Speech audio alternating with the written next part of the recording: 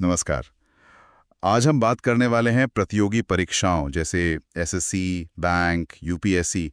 इनके लिए बहुत ज़रूरी चीज़ पर वन वर्ड सब्स्टिट्यूशंस, मतलब अनेक शब्दों के लिए एक शब्द। हाँ बिल्कुल। हमारे पास कुछ शब्दों की एक लिस्ट है। कोशिश ये रहेगी कि इन्हें सिर्फ रटे नहीं बल्कि समझें, है ना? सही बात है। एग्जाम्स में सही शब्द चुनना स्कोर तो बढ़ाता ही है, साथ में आपकी लैंग्वेज पर पकड़ भी दिखाता है। ये जरूरी है। तो चलिए शुरू करते हैं। पहला शब्द लेते हैं। अगर कोई इंसान कई भाषाएं बोल सकता हो, उसे क्या कहेंगे? हाँ, उसे मल्टीलिंगुअल कहते हैं। मल्टीलिंगुअल। अंग्रेजी में इसका मतलब हुआ proficient in speaking many languages और हिंदी में हुआ बहुभाषी। अच्छा। मतलब वो इंसान जो एक से ज्यादा भाषाओं में आसानी से बात कर ले। आजकल कंपनियों में ऐसे लोगों की काफी डिमांड भी है, पता है? हाँ, ये तो है। अच्छा, और वो इंसान जिसे हर बात पर बहस करने की आदत हो, थोड़ा झगड़ालू टाइप। चेस अंग्रेजी में a person who likes to argue about anything. Hindi में झगड़ालू या विवाद प्रिय। मतलब ये वो लोग हैं जो अक्सर डिसएग्री करते हैं और बस बहस का मौका ढूंढते हैं। मिलते हैं ऐसे लोग, बिल्कुल। हाँ अच्छा, एक और तरह के लोग होते हैं जिन पर सुख दुख का जैसे कोई असर ही नहीं दिखता, एकदम शांत। हाँ, उन्हें कहते हैं स्टोइक। STOIC।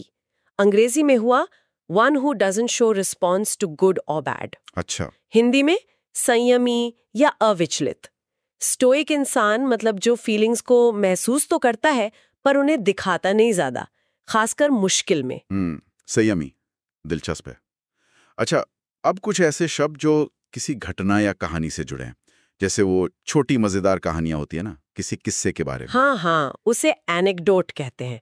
अंग्रेजी में a short interesting story about a real person और इवेंट। एनेक्डोट।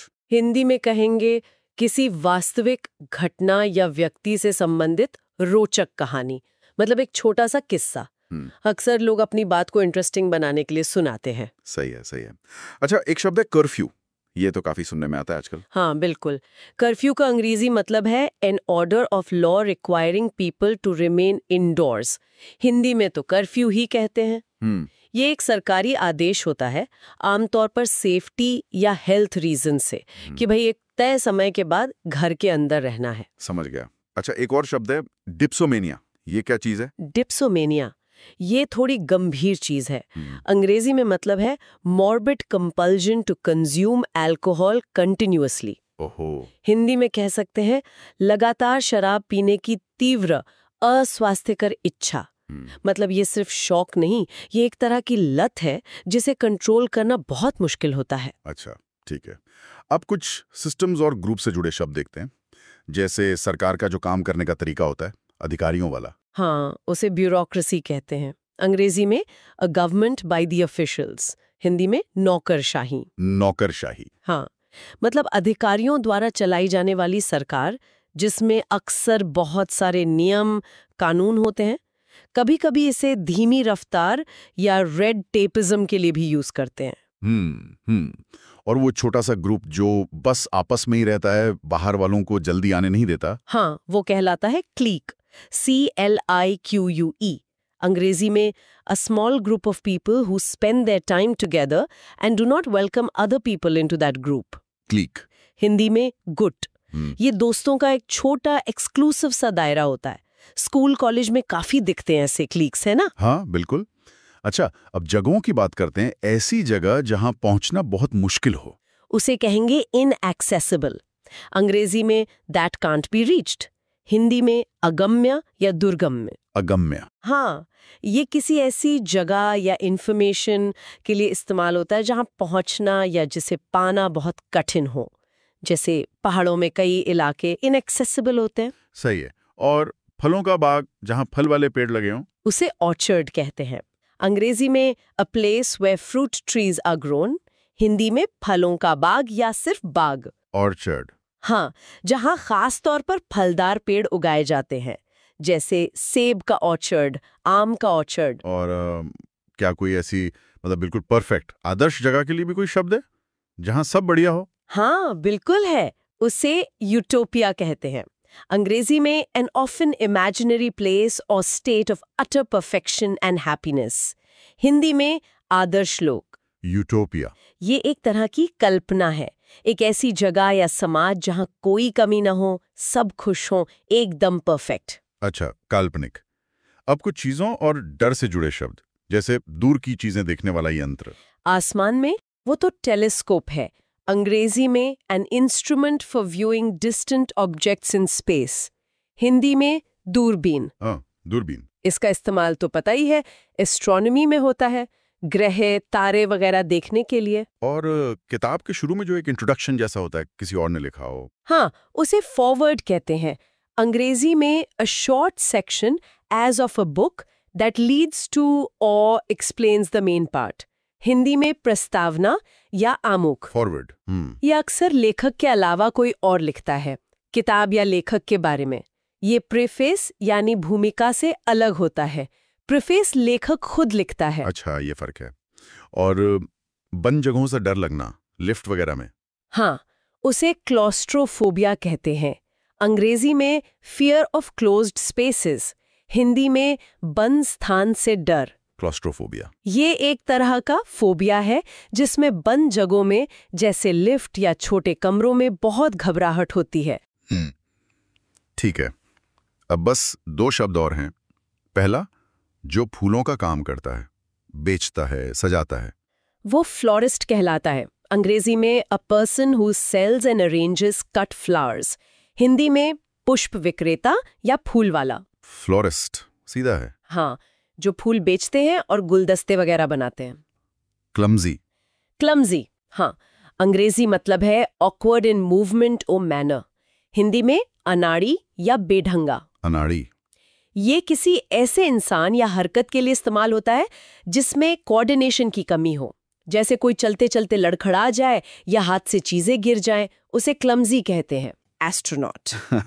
ये तो काफी सुना हुआ लगता है। हाँ, एस्ट्रोनॉट मीनिंग है a person trained to travel in a spacecraft. अच्छा। हिंदी में कहेंगे अंतरिक्ष यात्री। अच्छा, मतलब ये वो लोग होते हैं ना जो स्पेस में जाते हैं, पृथ्वी से बाहर मिशन पर। समझ गई। ओके, अगला शब्द है लैक्स। LAX। ये सुनने में थोड़ा ढीला सा। बिल्कुल सही पकड़ा, लैक्स का मतलब है लापरवाह।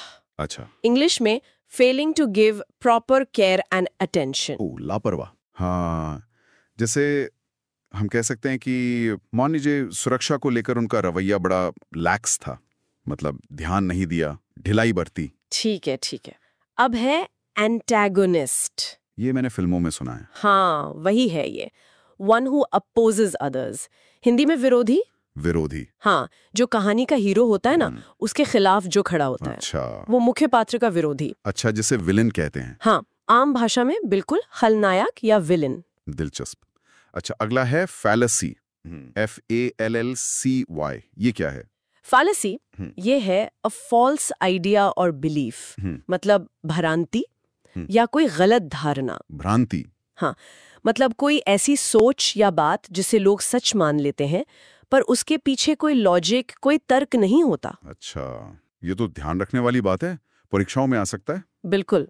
अब देखिए अगला शब्द इनविंसिबल, ये लिस्ट में 2 बार है, शायद जरूरी है। हाँ, इनविंसिबल, इसका क्या मतलब है? इनविंसिबल मतलब अजेय, इनकेपेबल ऑफ बीइंग डिफीटेड, जिसे हराया ही ना जा सके। ओ, जिसे जीतना नामुमकिन हो। हाँ, जैसे कोई टीम हो सकती है, कोई योद्धा, कहते हैं ना भाई वो तो इनविंसिबल है। और इसी से मिलता जुलता एक और शब्द है इमॉर्टल।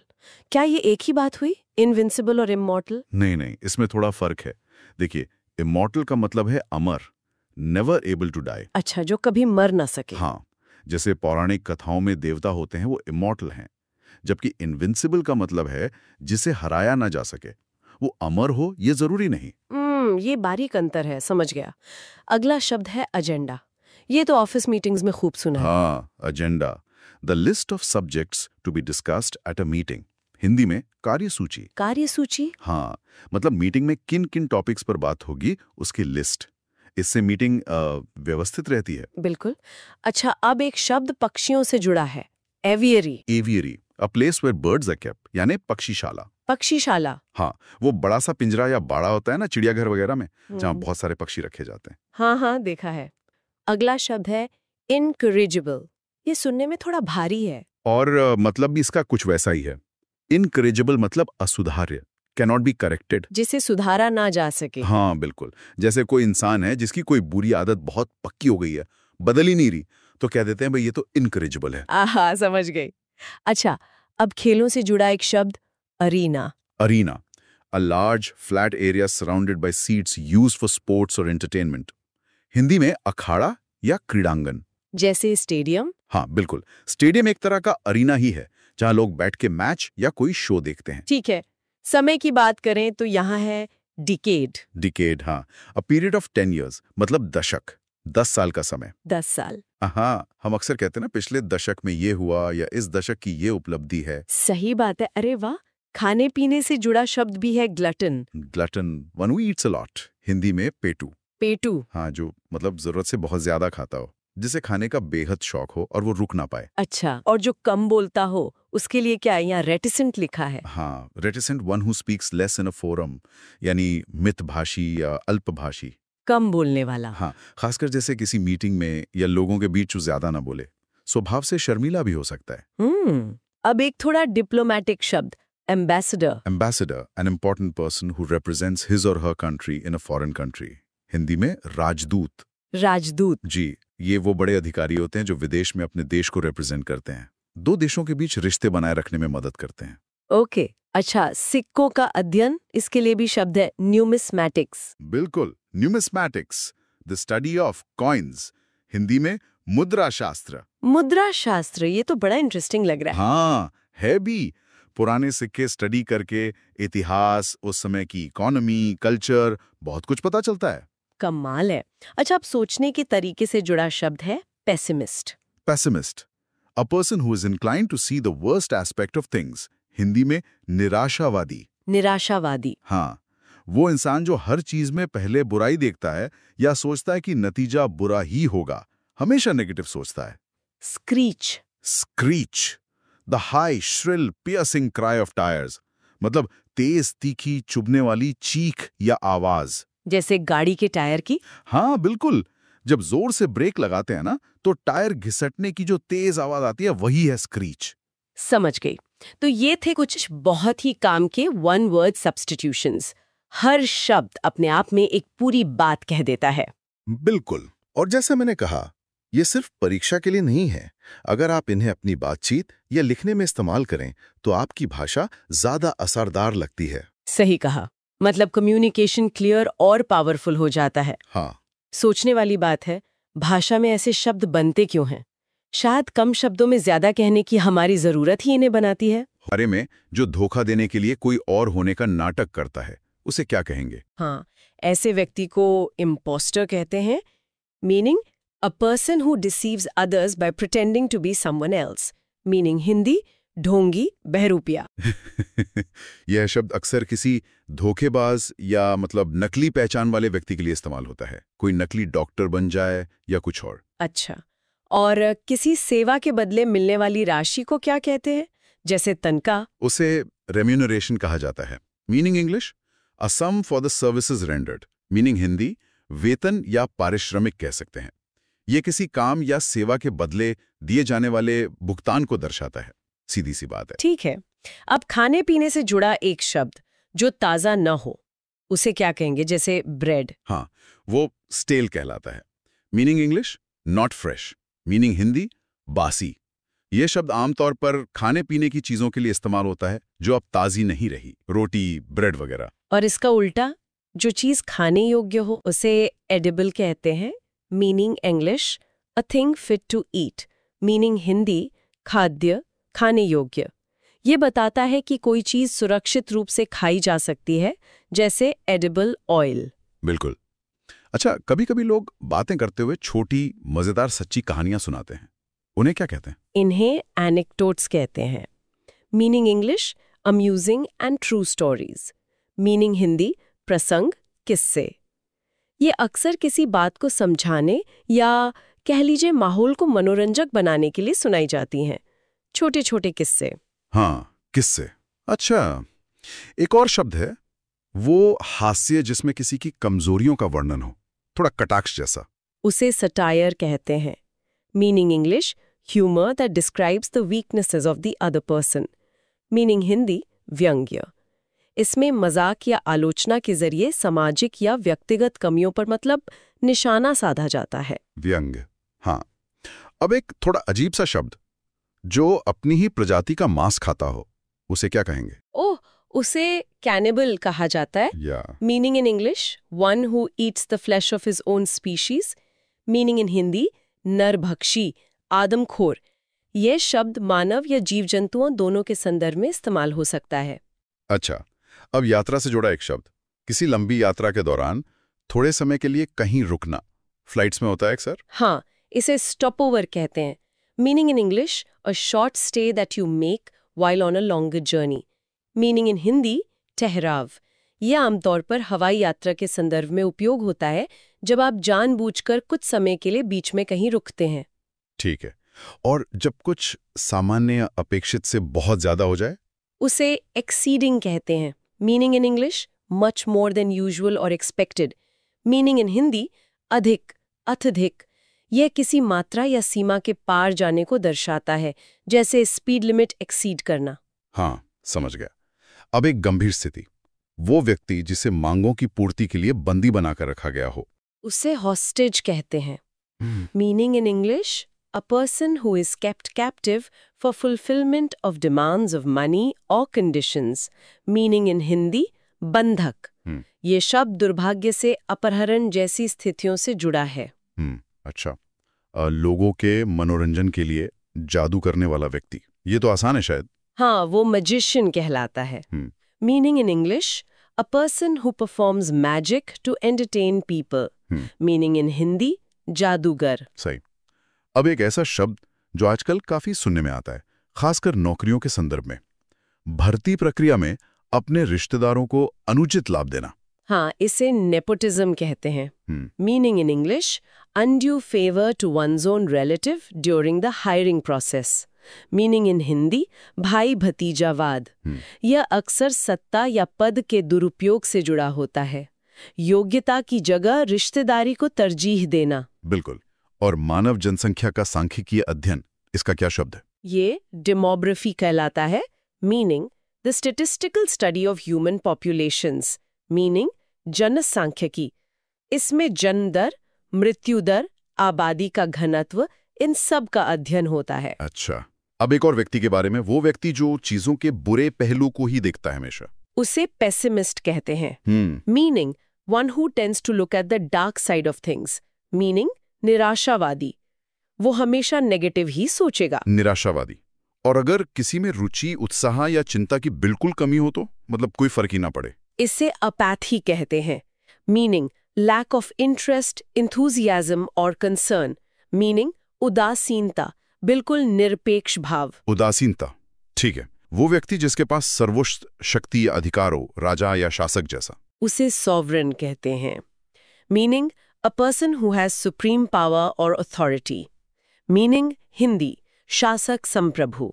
यह किसी राष्ट्र या राज्य के सर्वोच्च शासक के लिए भी इस्तेमाल होता है या देश की संप्रभुता के लिए। कियोस, इसका अंग्रेजी अर्थ क्या होगा? An utter state of confusion। अराजकता। ये शब्द मतलब उस सिचुएशन के लिए है जहां बिल्कुल भ्रम फैला हो, कोई व्यवस्था ना हो, पूरी तरह गड़बड़ी। जैसे सोचे किसी जगह बहुत भीड़ हो और कोई नियम ना माने, तो वो केओस है। समझ गया, पूरी तरह से अव्यवस्था। अच्छा, अब थोड़ा इतिहास की तरफ चलते हैं। अगला शब्द है archaeology. The study of ancient things such as art, graves, ruins, etc. पुरातत्व विज्ञान।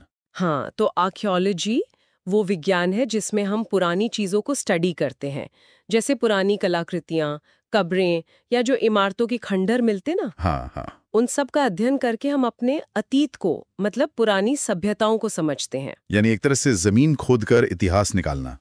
अच्छा, अब एक शब्द है जो थोड़ा संवेदनशील है, मान्यताओं से जुड़ा, blasphemy. Speaking disrespectfully about sacred और रिलीजियस थिंग्स। ईशनिंदा। जी, जब कोई व्यक्ति पवित्र मानी जाने वाली चीजों या फिर धार्मिक विश्वासों के बारे में या ईश्वर के बारे में अनादर से कुछ कहता है या लिखता है उसे ब्लास्फेमी कहते हैं। अच्छा, ये कई समाजों में एक बहुत गंभीर बात मानी जाती है। समझ गया।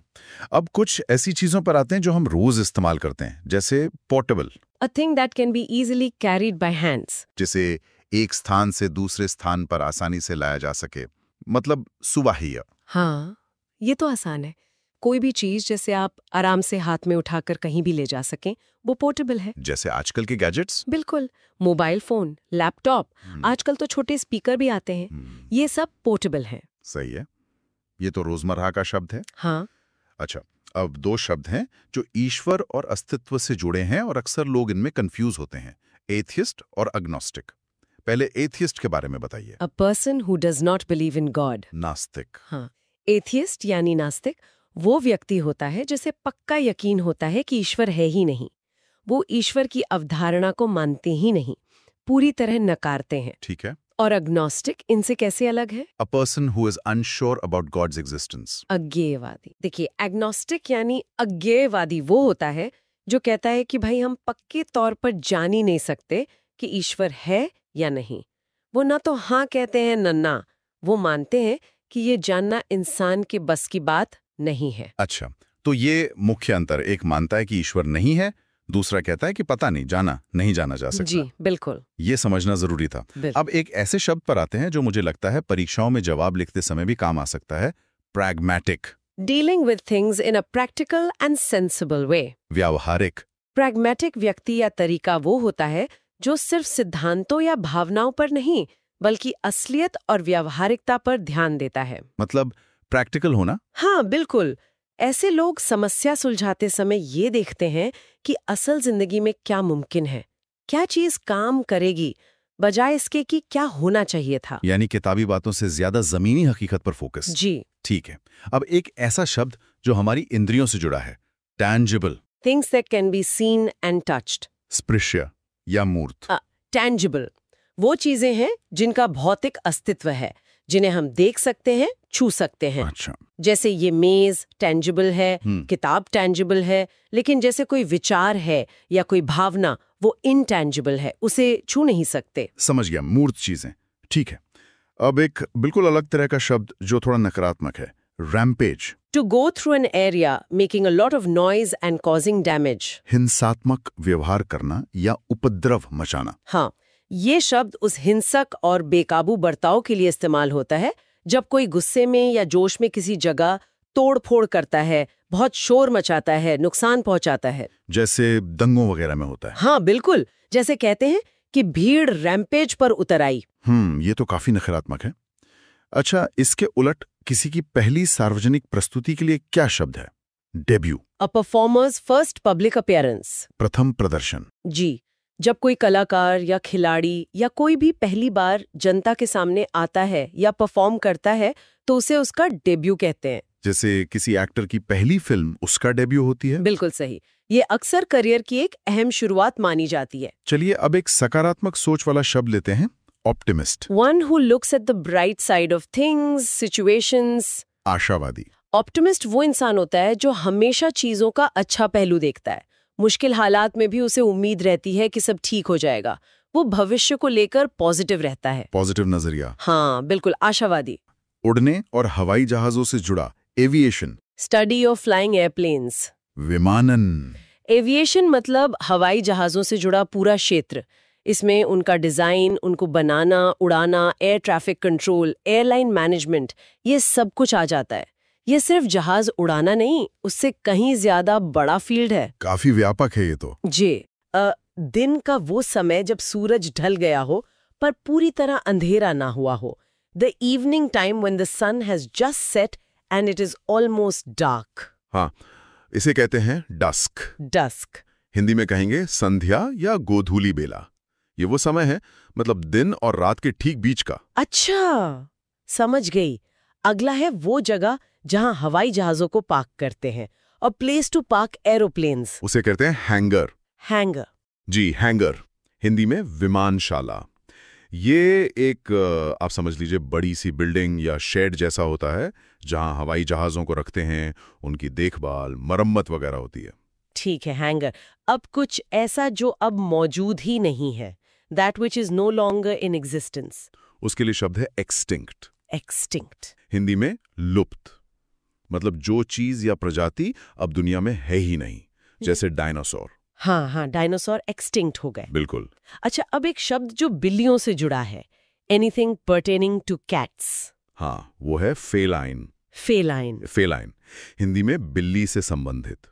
ये सिर्फ पालतू बिल्ली के लिए नहीं है, बल्कि पूरे बिल्ली परिवार जैसे शेर, बाघ, चीता, इनके लिए भी इस्तेमाल होता है।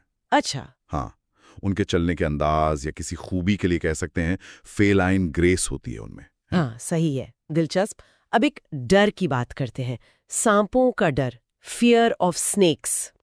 इसके लिए एक खास शब्द है ओफिडियोफोबिया। ओफिडियोफोबिया। हाँ, ओफिडियोफोबिया हिंदी में सर्प भय। ये सिर्फ हल्का डर नहीं, बल्कि एक तरह का बहुत तेज अतार्किक किस्म का डर होता है सांपों से, मतलब फोबिया जिसे कहते हैं। अच्छा, ये फोबिया है। हाँ। समझ गए। अब कुछ परफॉर्मेंस से जुड़ा, किसी कलाकार का पहला पब्लिक अपीयरेंस, अ परफॉर्मर्स फर्स्ट पब्लिक अपीयरेंस। उसे कहते हैं डेब्यू। डेब्यू। हिंदी में प्रथम प्रदर्शन या पर्दापन। जैसे कोई एक्टर पहली फिल्म करता है या कोई खिलाड़ी पहला मैच खेलता है, तो वो उसका डेब्यू होता है। हाँ, सुना है ये शब्द। अच्छा, अब एक हथियार, बंदूक के आगे जो छोटी तलवार या चाकू जैसा लगाते हैं, the short sword fixed on to the end of the gun. वो है बेयोनेट। बायोनेट। हिंदी में संगीन। ये एक हथियार है जिसे जरूरत पड़ने पर राइफल के बैरल के आगे फिट कर देते हैं। अच्छा, खास तौर पर नजदीकी लड़ाई के लिए। हाँ, पुराने जमाने की लड़ाइयों में काफी इस्तेमाल होता था। अब एक अलग तरह का शब्द है, कोई ऐसा इंसान जो कला, विज्ञान या साहित्य में बस शौकिया दिलचस्पी रखता हो, ज्यादा गहराई से नहीं, डैबलर इन आर्ट, साइंस और लिटरेचर। ऐसे व्यक्ति को कहते हैं डिलेटांटे। डिलेटेंटे। हाँ, डिलेटांटे हिंदी में शौकीन कह सकते हैं, पर इसमें थोड़ा ये भाव है कि व्यक्ति गंभीर नहीं है उस विषय में। मतलब बस ऊपर ऊपर से। बिल्कुल, मतलब जानकारी तो है, पर विशेषज्ञ बनने की कोशिश नहीं, बस एक तरह से हॉबी की तरह। ठीक है। और आवाज के लिए, कोई आवाज जो इतनी तेज हो कि सुनी जा सके, loud enough to be heard, उसे कहेंगे ऑडिबल। ऑडिबल। हिंदी में श्रव्य, मतलब जिसे सुना जा सके। अगर आवाज बहुत धीमी है तो वो इनऑडिबल हो जाएगी। हाँ, जैसे कॉल पर पूछते हैं, एम आई ऑडिबल? बिल्कुल बिल्कुल, वही।